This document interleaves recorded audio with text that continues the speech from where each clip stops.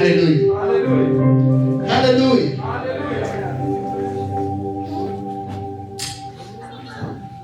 Dushimye Imana muri iki gicamunsi cy'uyu munsi wa none, kuko Imana tuboneye umwanya wo kongera kandi guterana abana ndakurikirana. Izina ry'Imana rishimwe.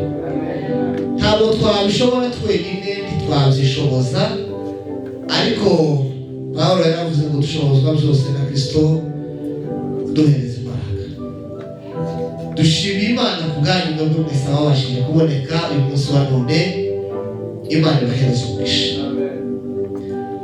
Tudatinze ndagira ngo tuze kuganira amagambo y'Imana, kandi ndabakiriye mu ijambo kugira ngo uyu mwanya tugiye kubamo umwanya w'agaciro. Haleluya. Ndagira ngo dusome ijambo ry'Imana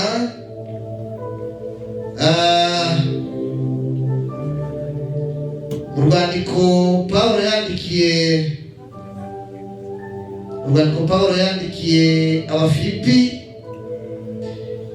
igice ni cya 4 umurongo wa 6. Urwandiko Pawulo yandikiye Abafilipi, igice ni cya 4 umurongo wa 6.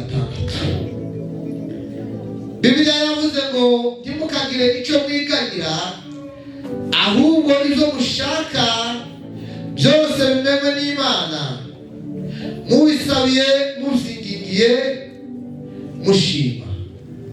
Haleluya. Ntimukagire icyo mwiganyira, ahubwo ibyo mushaka byose bimenywe n'Imana, mubisabiye mubyingingiye kandi mushima. Haleluya. Tugiye kongera kandi dusome mu butumwa bwiza nk'uko bwanditswe na Matayo. Turasoma ibice bitari bikeya, ariko turaza kuganira aya magambo y'Imana. Igice nacyo ni cya 6 umurongo wa 10. Bibiliya yavuze ngo ubwami bwawe buze, ibyo ushaka bibeho mu isi kuko biba mu ijuru. Ubwami bwawe buze, ibyo ushaka bibeho mu isi kuko biba mu ijuru. Amen. Dukomere Yesu mu mashyi. Reka dusoreze mu rwandiko rwa 2 rwa Bikorinto, urwandiko rwa Bikorinto rwa 2 igice ni cya 12, igice cya 12 mu rwandiko Pawulo yandikiye Abikorinto. Turasoma umurongo wa 7.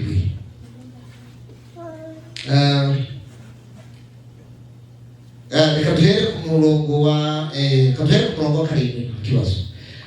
Kandi kugira ngo ne guterwa kwishira hejuru kurenze ibikwiriye, nuko nahishuriwe ibikomeye cyane, nicyo cyatumye mpabwa igishakwe cyo mu mubiri, aricyo ntumwa ya Satani yo kunkubita ibifusi, ngo ne kwishira hejuru birenze ibikwiriye. Kuri icyo kintu kumunani, ahangaha ndashaka ko ariho mwumva.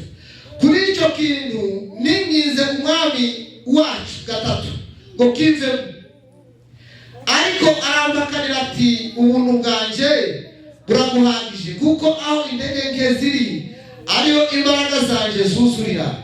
Nuko nzazanezerwa cyane kwirata intege nke zanjye, ngo imbaraga za Kristo zinzeho. Amen. Haleluya. Ndabakiriye mu izina rya Yesu.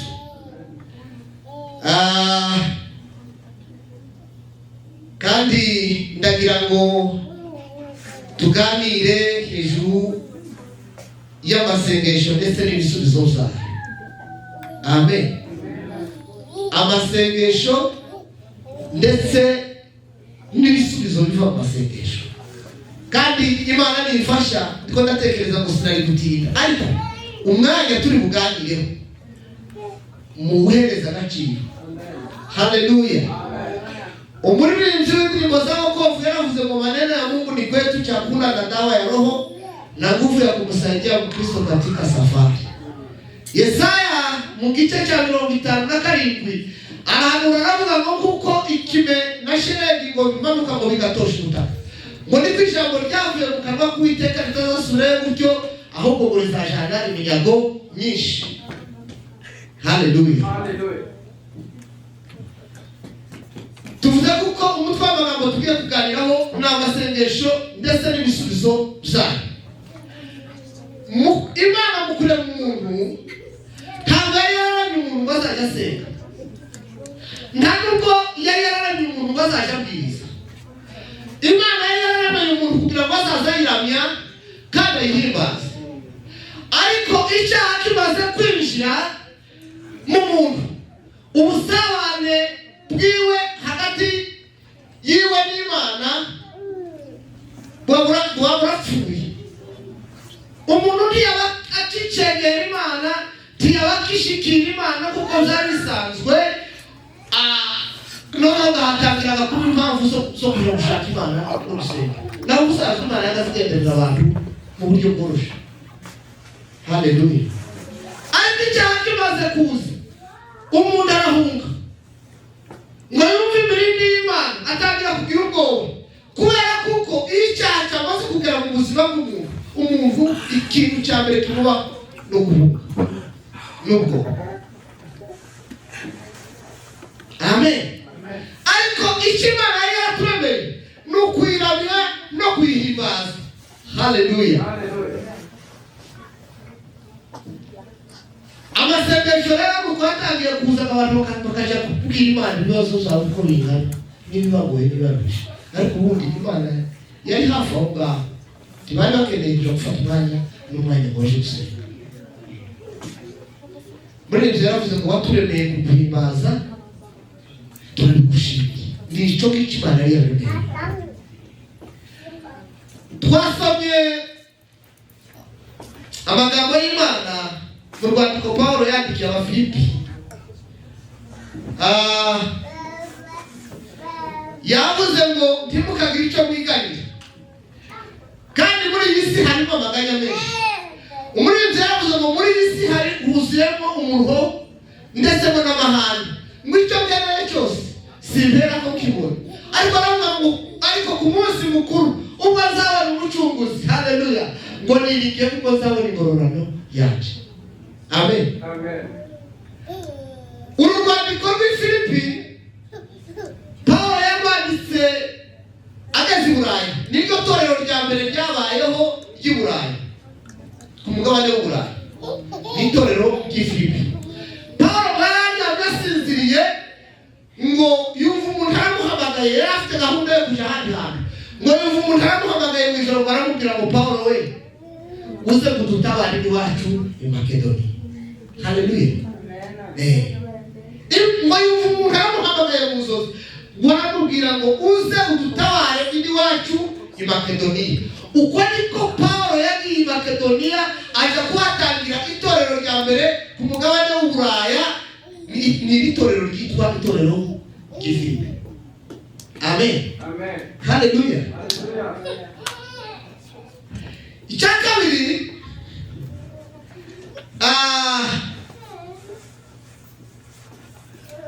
iri torero ryabayeho mu mwaka wa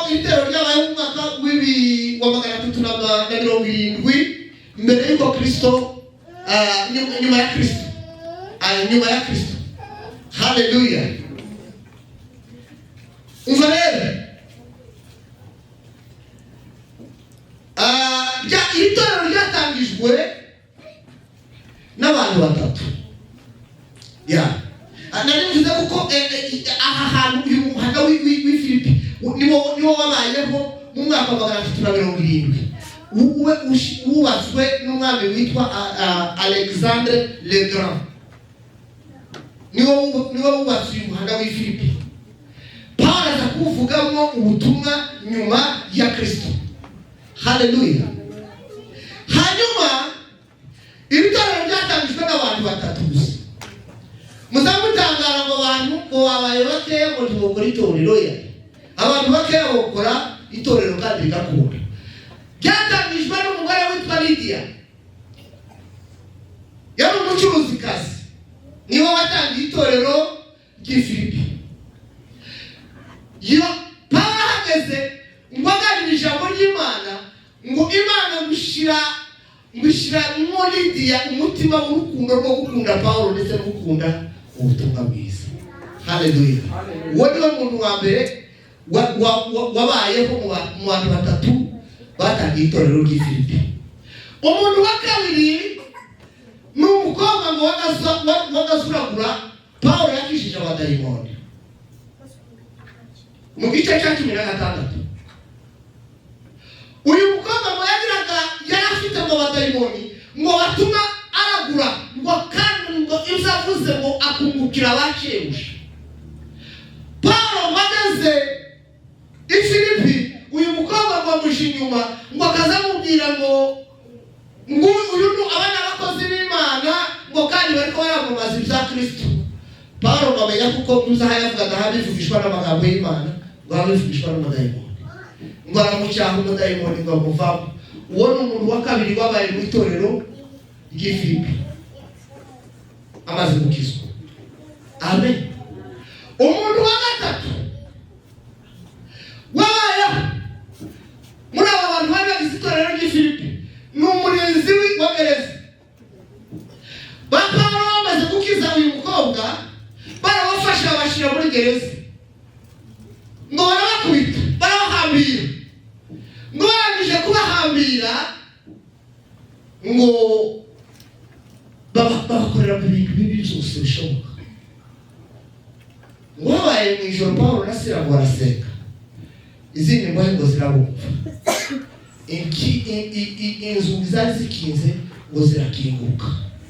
Ngo zimaze gukinguka uyu mugabo ngo aravuga ati abafungwa bose bagiye kumucika, nibarangiza kumucika nanjye kikurikiyeho no kubica. Pawulo baramubwira ngo ntugire icyo witwara kuko twese turi hano. Izi nizo nkingi zitatu z'abantu batangiye itorero ry'Ifilipi. Haleluya. Haleluya. Ikindi kandi cyabaye muri itorero n'itorero Pawulo yakunze cyane kandi nta mugabo yigeze arivugaho kuko byamugaragarije urukundo. Yarandikira ababwira ngo ntimwigeze mugira n'isoni ngo zaje ubwo nari mboshwe. Uru rwandiko rugaragara mu nzandiko zo mu nzu z'imbohe.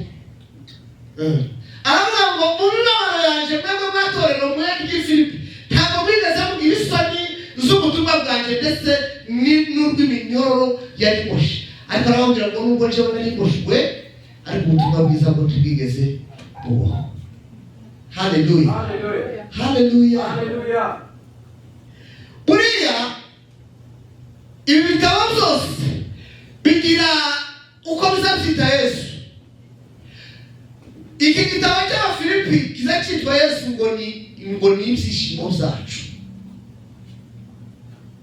Yesu ni furaha yangu, amejaa pendo kweli, anaweza kusimika kila mwenye udhaifu, ananipa ujasiri kufurahia hata nikionja kufa. Yesu ni mchunga wangu, nimefungwa na Mwokozi kwa kifungo cha upendo, hata kufa hakuwezi kunitenga naye. Mimi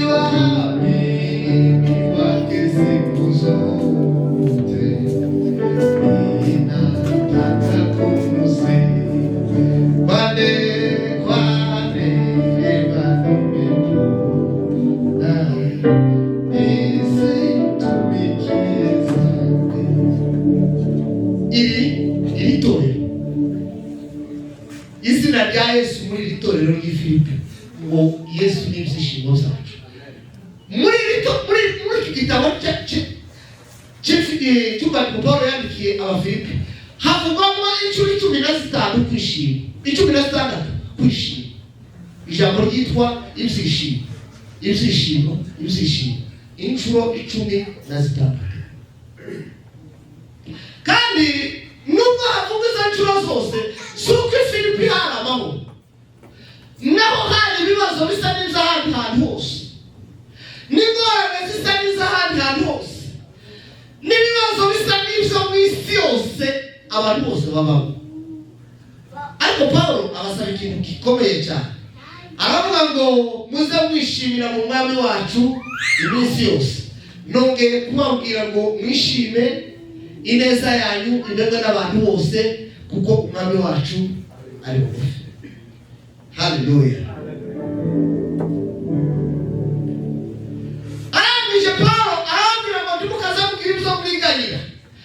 Isi yose irimo ibibazo bikomeye, kandi ikikurajije umutima cyose kikakuraza ijoro, kigatuma udasinzira, uja kukibwira Imana kugira ngo gikemuke. Ni uburyo bw'amasengesho. Haleluya. Arambwira ngo ntimukagire icyo mwiganyira, ntimukagire icyo mwiganyira, ahubwo ibyanyu byose bimenwe n'Imana. Haleluya. Haleluya. Yesu zose inshuti yawe, ibikubabaza n'ibigutera, arakundafasha abashavuye. Wizere ijambo rye kandi wirira, arakundafasha abashavuye. Wizere ijambo rye kandi wirira. Avuga ngo ibyo bibashavuza zose, ibyo bibaremereye zose, ngo muze mubimenyeshe Imana. Reka mbabaze, se buriya hari icyo Imana itazi? Hari aho wokwigisha Imana? Hari icyo wokora ijisho ry'Imana ntirikubona? Abantu bashobora kutakubona, ariko Imana yo izi tureba, ikatureba ku manywa, ikatureba mu ijoro, ikatureba twiherereye. Ijambo ry'Imana riza rivuga ngo amaso y'Imana ngo ahora areba. Izi tureba kuko ireba ibintu byose biri ku kiganza cyacu. Amaso y'Imana azatuba. Amen. Amen. Haleluya. Haleluya. Kandi iyo yazemeye Imana, kuko amaso y'abantu amenya n'iby'abandi, izi byerekana nabyo. Haleluya. Haleluya. Nabyo izi byerekana Imana ikabihishura, kuko mu mpano zo guhishurirwa harimo impano yo kumenya ibihishwe. Impano y'Imana yo kumenya ibihishwe. Narababwiye ubushize ngo none esekire kandi nesere. Iyo uri wenyine neza niho uzugaragara uriwe. Haleluya. Haleluya. Aravuga ngo mubimenyeshe. Kubera iki dusubira kumenyesha Imana kandi Imana izi zose? Ariko turasubira kandi katubaza ngo mubimenyeshe, kubera kuko Imana ikunda kuko tuba muri presence yayo, tugakomeza kwibwira ibyacu. Haleluya. Ariko aravuga ngo mukoze ibintu bitatu. Haleluya. Haleluya. Bwira Yesu zose n'inshuti yawe, ibikubabaza n'ibigutera, arakundafasha abashavuye. Wizere ijambo rye kandi wirira. Aravuga mu masengesho muzamukora ibintu bitatu. Mu cyambere ngo muze mubwire Imana, musabe. Haleluya. Usaba kubwira Imana ngo Imana iki n'iki n'uburenganzira bwacu. Haleluya. Musabe. Yesu aravuga ngo musabe kandi muzahabwa. Haleluya. haleluya, mukomange kandi muzugururirwa. Hari ibintu byinshi biri around ariko tutazi gusaba, tutazi no kubibwira Imana kandi biturimo ariko tutazi kubisaba. Abamama mukora ibintu bitatu ngo musabe nimurangiza ngo mwinginge. Hari abantu batazi kwinginga, hari abantu batazi kwinginga. Uretse no kwinginga n'icyahawe ntakakire, n'icyahawe ntakakimenya, icyahawe ntakakire, n'icyahawe ntakakimenya, ntagihereze n'agaciro. Abo bantu baba. Umukecuru umwe iwacu muzehe yari yaramutijije inka atangira kuyikama ibyara inkongoro. nawe nashaka dufate nk'iyi telefone yari inkongoro arisha wenda amata yagazikamuka ibyara akaba yo kuzuza iyo nkongoro. habaye muci murabizi cyane inka ziba zigeze barakama niba noneho amata atarabaye nkayuzura ageze nkahangaha. Kandi gitangaje ni umugabo wari uhaye akama. Mukecuru ntiyarazi gushima pe, ntiyarazi gushima. Ngo arangize afata ya mata ngo ariko ngo murabona ngo ariko ngo aya ni amata ngo aragenda ndaya yandi makeya ariko aragenda yamena, ariko aragenda ya kubera kugaya, kubera kugaya.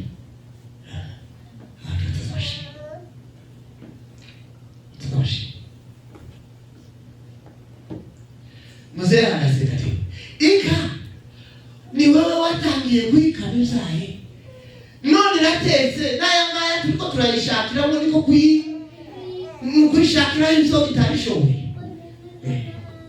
Ariko ijambo ry'Imana ryavuze ngo musabire kandi nimurangiza mwinginge. Hari abantu batazi kwinginga, hari abantu batazi kwinginga pe. Ariko ijambo ry'Imana ryavuze ngo mwinginge. Haleluya, haleluya. Mwinginge ngo muzingingire Imana. Ijambo rya gatatu ngo mushime. Haleluya, haleluya. Buriya ushimye gusa, usibye no gushimira Imana, n'umuntu wakugiriye neza ukamushimira. Haleluya, haleluya. N'umuntu wakugiriye neza ukamushimira, umutera intambwe ikomeye. Ariko abantu batazi gushima, batagira ishimwe mu mutima wabo, nubwo wohereza ibyo ku isi yose, nubwo wokwitanga ubwawe, batazigera bashima pi, batazigera bamenya. Ariko ijambo ry'Imana ryavuze ngo mubisabire, mubyingingire, nimurangiza kandi mukore iki? Mushime. Haleluya, haleluya, haleluya, haleluya, haleluya, haleluya.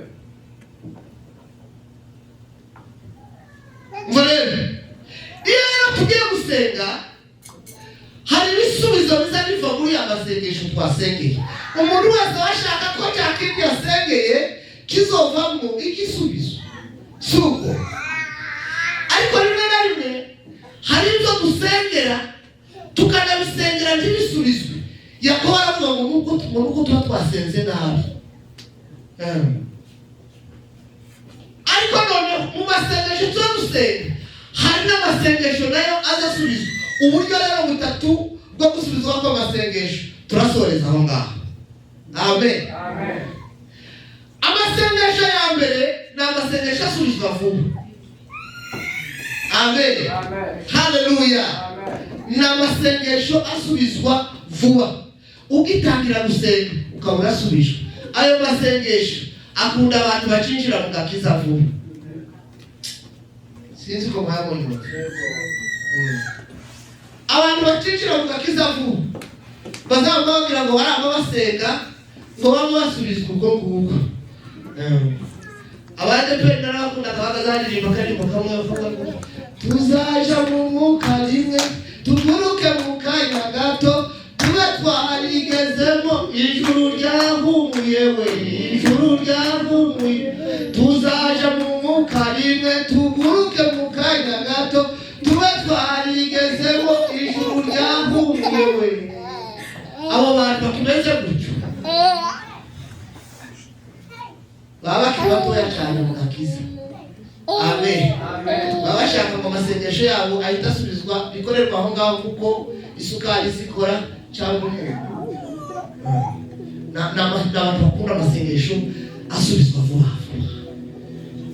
Amen. Amen. Ariko abakuru bamaze gutinda n'Imana bazabaririmba ngo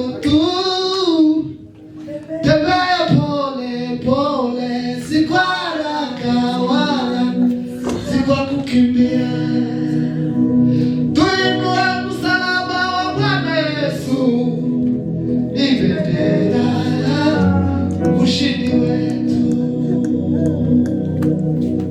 Haundi walipatulimbia hata usiyafanye hayo yote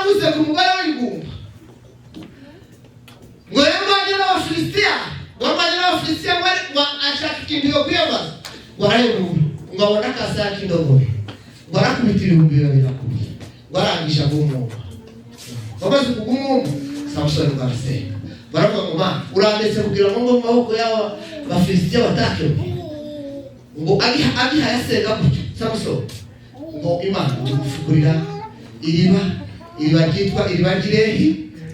Haleluya. ngo Samson ahitamo amazi Haleluya. Umuririmbyi w'indirimbo za wokovu araririmba ngo kisima chale kingani kwa kina hali kinatoa maji mazima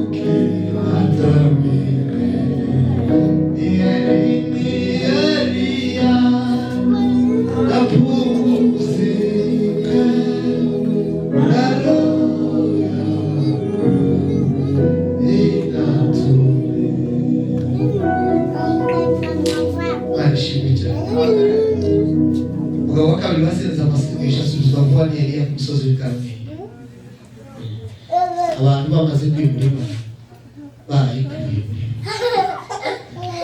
utuntu twakoraga dukorerwaho amasengesho baradushizeho Bayali na Ashera.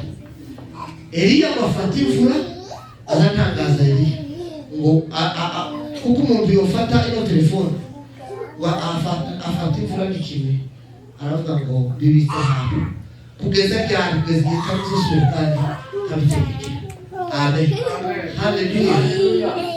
Zongera tuturame zitandatu irashi akimara kubivuga Imana irashobora. Amen. Ubundi munsi nguragera arasenga. Yakobo yanditseho ngo dore yari umuntu nkawe, yari umuntu nkawe. Haleluya. Ariko ngo yasenze asenga Imana arayibwira ngo Mana uhereye none pagaritse imvura ikindi ngendo ku musozi w'Karumeli, ngo arasenga baravuga ngo Mana ya Iburahamu. Haleluya. Imana itanga amasezerano kandi ikayasohoza. Ubwo yatinda azasohora, iyabivuze no kubikora izabikora. Iyo yonyine yo kwizerwa, iyo yonyine yo kwiringirwa. Ivuze bikaba, itegetse bigakomera. Aravuga mu Mana ya Isaka, Imana ishaka igitabo. Haleluya. Haleluya. Imana ishaka igitabo. Isaka amaze kugera ku gicaniro ategereje kuko imbuga itamucaho. Ijwi ngo riraza ribwira Iburahamu ngo reba inyuma yawe hari imfizi y'intama. Iburahamu yigeze kumubona ushusho w'imfizi y'intama. Icyo gihe yaragifashwe n'ibihe, dore ibihe biraranga, dore Yesu araje. Nguriya Yesu araje, ni mwiza mukizo wazuba. Arayibutsa Imana ishaka igitabo. Haleluya. Abana ya Yakobo yaravuze Imana y'amasezerano. Imana izihindura amazina, Imana izihindura amateka, Imana itanga umugisha. Eliya barabitekereza babitekereza, bakimara kuvuga gutyo baravuga ngo ndasenze.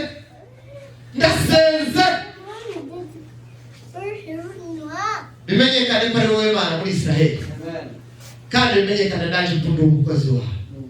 Imvura biragwa. Haleluya. Amasengesho asubizwa vuba. Naratangaye na Eliya yari wenyine, abandi barabagabo magana. Imana iba muri majorite, iba mu ruhande rwawe. Bwana asifiwe. Sengesho ryawe barasubijwe vuba. Yesu kwa Mariya na Marita agiye kuzura Lazaro, yasenze isengesho rigufi. Aravuga ngo data, ngo ndabizi kuko nje usanzwe unyumva, ariko uyu munsi nongeye gusenga kugira ngo unyumve. Haleluya. Kandi ngo bose bangose bamenye ko ari wewe wantu. Ahamagara Lazaro mwizina, Lazaro barazuka. Abahanga bigisha Bibiliya bazavuga ngo iyo adahamagara Lazaro mwizina specific, bakavuga ngo bapfuye bose bazuke, uwo munsi bari kuzuka. Amen.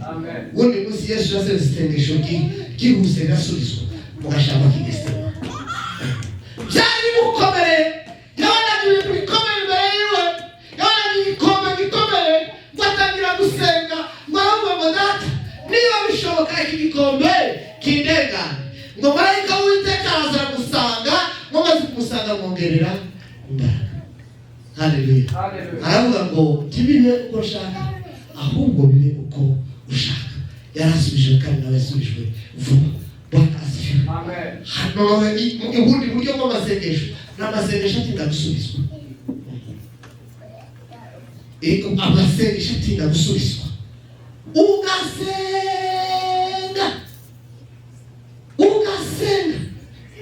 tusubizwe vuba. Yasenze umugore witwa Ana yari umugore akunda Imana cyane. Buri gihe yabaga ari mu rusengero asenga Imana, ariko yagiraga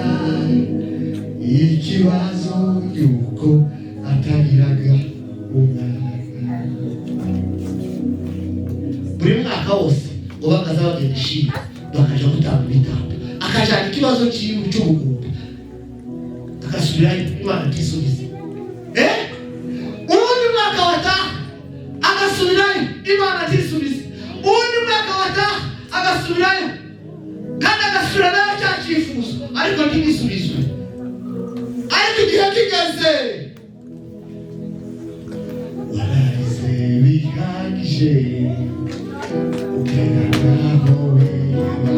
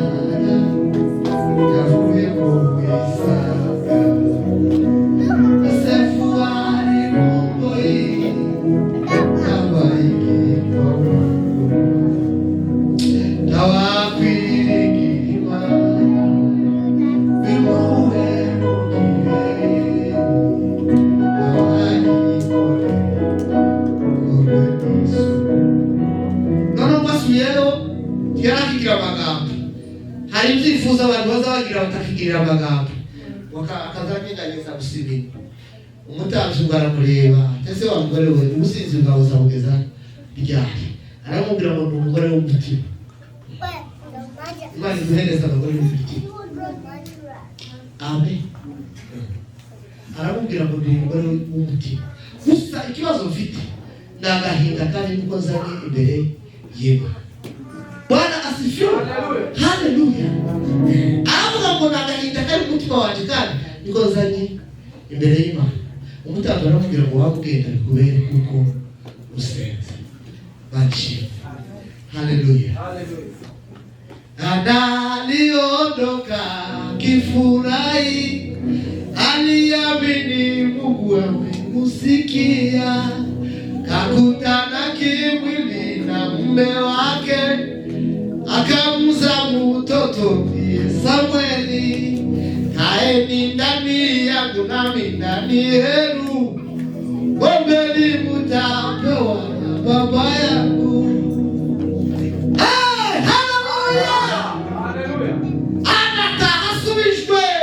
Isengesho ry'igihe kirekire Iburahamu yinginga Imana barasimura arayibwira ngo kusubira ngo umunyamugisha gutetagira urusaro ibyaje biraye bimutwarwe na Eliyazari w'umunyamahanga.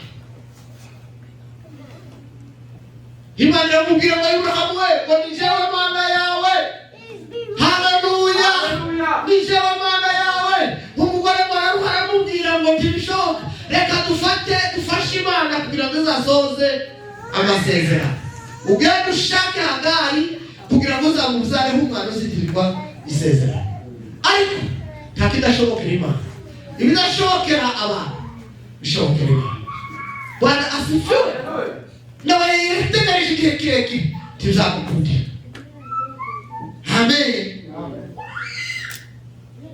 Daniel arasenga umunsi umwe ngo arasenga Imana biramwumva kandi iyo dusenze iratwumva. Jangurura amazuba bwira na bose bashaka gahura dufite Imana itabara bayo iyo dusenze iratwumva. Dufite Imana itabara bayo iyo dusenze iratwumva. Imana izarumva amasengesho yose kandi izirambirwa gusa nuko twebwe tutakira gusenga. Amasengesho yose Imana iziyumva cyane. Haleluya. Kandi kayumva vuba. Wabije Daniel arasenga Imana iramwumva. Waranasubizwa idasubizwa vuba. Imana yatinze gusubizwa. Warangije ngo umwami w'Ubuperesi aragenda hariya ngo arafunga ikirere kugira ngo ibisubizo bitazagera kuri Daniyeli. Reka twongere tuvuge ngo ibyo wasengeye n'ibisubizo byawe bitarakugeraho byafunzwe n'umwami w'ikirere hariya. Nibihoboke mu izina rya Yesu. N'umugoroba w'uyu munsi wa none dukomere Yesu mu mashyi. Haleluya. Kugeza igihe marayika yamanutse ngo aravuga ngo Daniyeli mwana mukundwa we cyagiye buryo watangiraga gusenga nakumvishe kandi naragusubije. Gusa umutware w'ikirere w'uperesi ngo yari yarafunze ikirere kugira ngo ibisubizo byawe bitakugera. Muzi ko hari ibisubizo byacu bishobora kuguhera ahantu gusaba abadayimoni barabihejeje muri kazenge kugira ngo bitazatugera. Haleluya. Ariko Imana yacu ni nziza izikohereza aho turwanya. Ingahawe hari ishinzwe kukurwanirira zoherejwe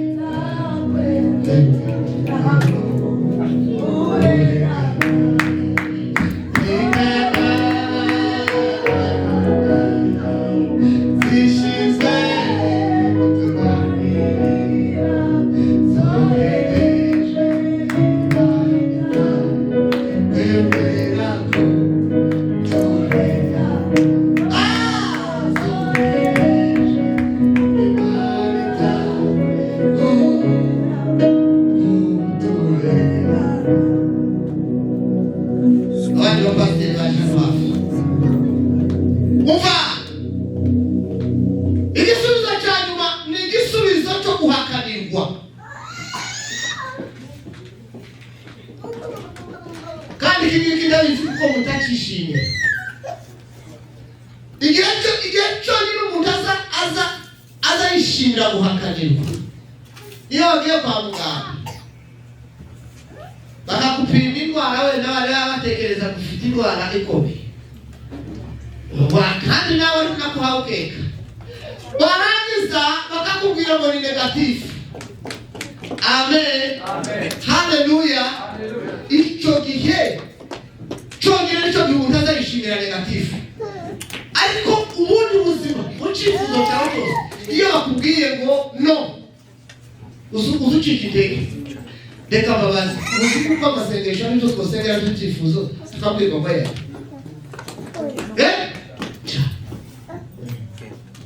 tukabwirwa ngo ya oya ntibishoboka. Siko twasomye mu ijambo ry'Imana. Bibiliya yavuze ngo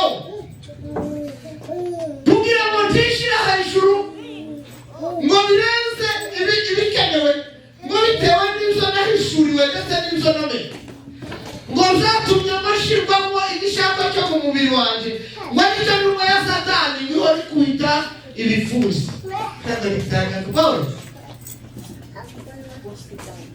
Ati nyuma ya Satani wari kubita ibifuzi, aravuga ngo kubw'icyo cyifuzo, kubw'icyo ngo nakijanye imbere y'Imana inshuro zingahe?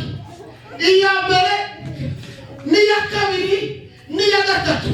Ngo arangije umwami waje ngo arampakanira ngo arambwira ngo ubuntu bwanje buraguhagije, neema yangu yatosha. Haleluya. Haleluya. Icyo nacyo ni igisubizo cyo kubwirwa ngo ntibishoboka. Igisubizo cyanyuma ikiriya twasanze mu butumwa bwiza kuko bwanditswe n'Amatayo. Yesu abigisha bari bamubwira ngo twigishe gusenga, babigisha gusenga. Barangije barababwira ngo muzamusenga ngo data wa twese uri mu ijuru ubwami bwawe buze ibyo ushaka. Amen. Ibyo ushaka ari byo biba. Nimuzaza musengera icyifuzo kigisubizwe kuko mushaka, icyo cyifuzo kizaba gitegereje kuzosubizwa mu bushake bw'Imana. Kandi hari ubwo kitazasubizwa nk'uko ushaka, ariko kikazasubizwa nk'uko ubushake bw'Imana buri. Amen. Haleluya. Iteka ryose muri bya byifuzo byacu mu mitima yacu tuzadusiga gutunga tuzasohora mu bushake bw'Imana. Haleluya. Tuze dusiga icyuma gikinguye kizasohora mu bushake bw'Imana. Hari igihe uzusengera icyifuzo ukabona tugiye igisubizo pe. Ukibaza ibyaha byose wakoze kuva ukiri mutoya kugeza kuri iyo myaka ntubibonere igisubizo, ariko ibyo byose bitasubijwe n'ibyo wahakaniwe uzagusiga icyumba kiri ready cyo kugira ngo kizasohorere mu bushake bw'Imana. Kandi icyo Imana cyo yavuze ku buzima bwawe kizasohora. Hata usiyafanye yoyote vitamini